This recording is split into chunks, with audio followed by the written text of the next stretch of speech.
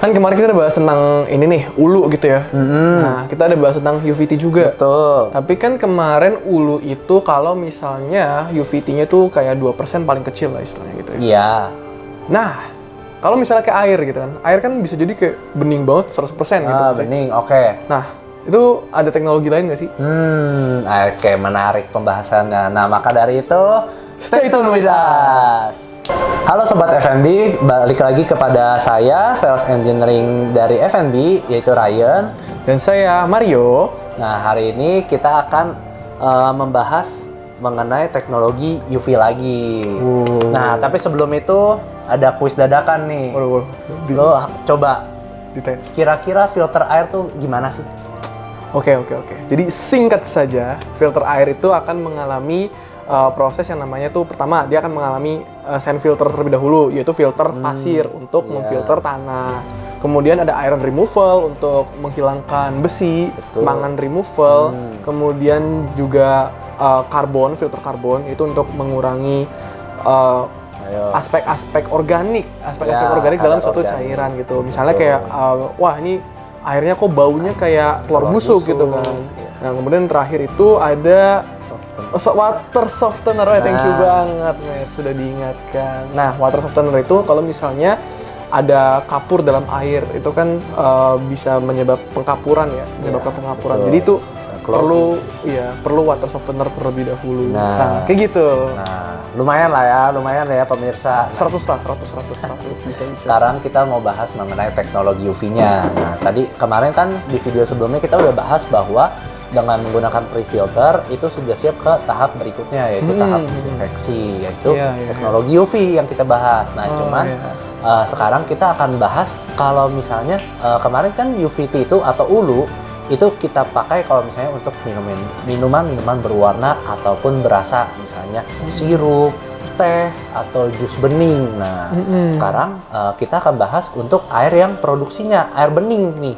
Air bening sebelum mau mixing lah, boiler, chiller, dan lain-lainnya itu. Itu sistemnya sebenarnya nggak beda jauh sebenarnya sama ulu. Nah, cuman dia itu tidak pembandingnya tuh bukan pasteurisasi ya. Cuman ya itu buat penggunaan air produksinya saja gitu.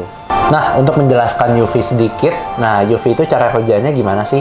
Nah, di dalam suatu air tuh kan pasti ada bakteri-bakteri tuh. Kan fungsinya UV itu untuk disinfeksi bakteri, patogen, dan lain-lainnya. Nah, itu cara kerjanya. Patogen itu kan sebuah bakteri, itu ada selnya lah semuanya. Nah, sel. Jadi, sinar lampu dari UV itu menembus dinding sel, lalu menembus inti selnya, atau bisa dibilang nukleusnya.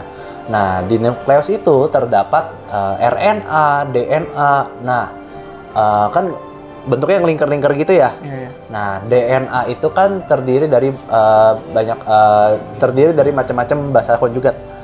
Nah, dengan menggunakan UV itu bisa ngebengkokin DNA-nya itu jadi dinonaktifasikan.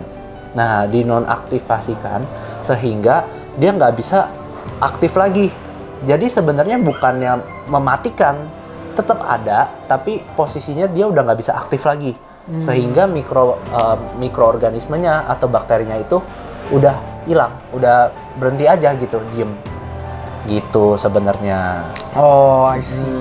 Berarti sekarang itu tinggal ini ya, disesuaikan sama flow rate gitu. Nah, ya benar banget mengenai flow rate, penting banget tuh. Nah, flow rate tuh apa, Mas? Ya, jadi flow rate itu ya dia sih debitnya lah gitu ya. Jadi kan setiap orang itu yang bakal menggunakan teknologi ini pasti kan mempunyai kapasitas sebelumnya gitu. Dan kapasitas tersebut sesuai dengan kondisi masing-masing rumah atau pabrik itu kan menggunakan debit yang berbeda-beda dalam pompanya, dalam tangkinya segala macam. Nah, sehingga kita ini perlu sesuaikan nih istilahnya di ultraviolet ini kan tentunya bakal kontak sama air. Nah, kalau misalnya ya itu perlu disesuaikan juga flow rate dengan jumlah daripada si lampu ultravioletnya gitu. Jadi supaya dia punya waktu kontak yang cukup lama gitu. Sehingga 99,99% mikroorganismenya jadi ngiklan dong. Bukan. Ternonaktifkan. Iya, jadi intinya gitu. Jadi untuk UV ini, untuk air produksi itu kerjanya sama. Nah, itu balik lagi tergantung dari flow rate-nya masing-masing customer nih, dari pabriknya, dari pabrik makanan minumannya, memang mereka flow-nya apa gitu. Jadi sampai situ saja sebenarnya. Oke, kalau gitu jangan lupa untuk selalu menggunakan air yang bersih. Saya Mario. Saya Ryan. Sampai ketemu di episode berikutnya.